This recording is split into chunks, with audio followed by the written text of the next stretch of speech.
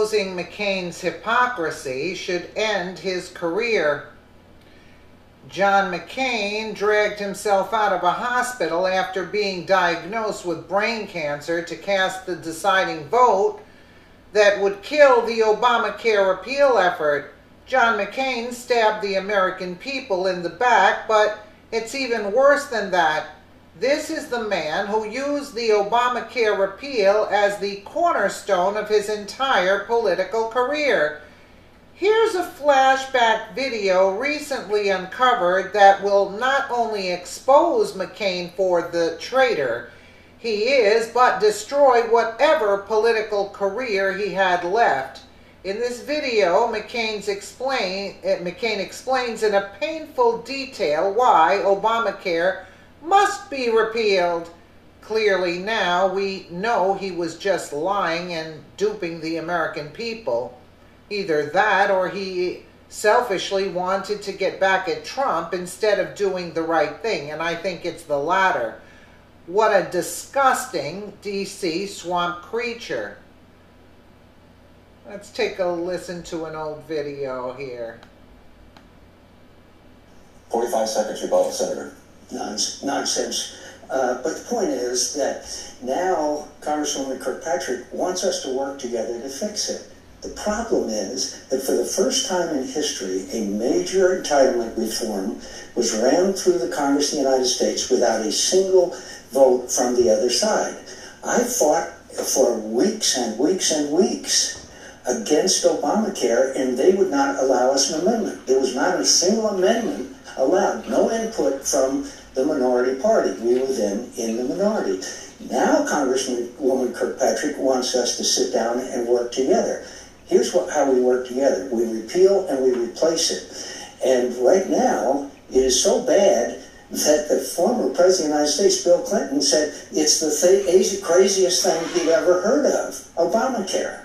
And so we can fix the health system, but it was based on a flawed premise, and that is that we would take money from healthy young Americans and spend it for the health care of less well older Americans. And by the way, there is 14 of the 15 counties in Arizona that have only one health care provider, and that's the one that Barack Obama and Congresswoman Kirkpatrick said, if you like your policy, you can keep it. Okay. If you like your doctor, you can keep it. We got your rebuttal time there, Congresswoman. Respond, please. The idea of, if it's got problems, repeal it, get it out of there, replace it with something else. Ted, I was at a wedding not too long ago, and the father of the bride pulled me aside, tears streaming down his face, and he said, Ann, you know I'm a Republican.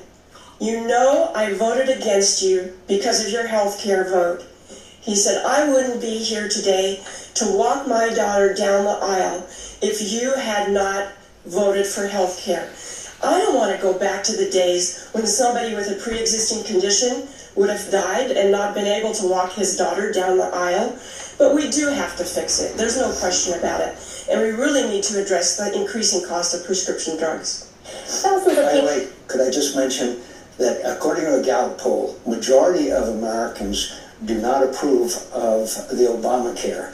And 29% of Americans, according to Gallup, say that they have been harmed by Obamacare. So I know you meet nice people at weddings, but the fact is the majority of the American people have resoundingly rejected Obamacare.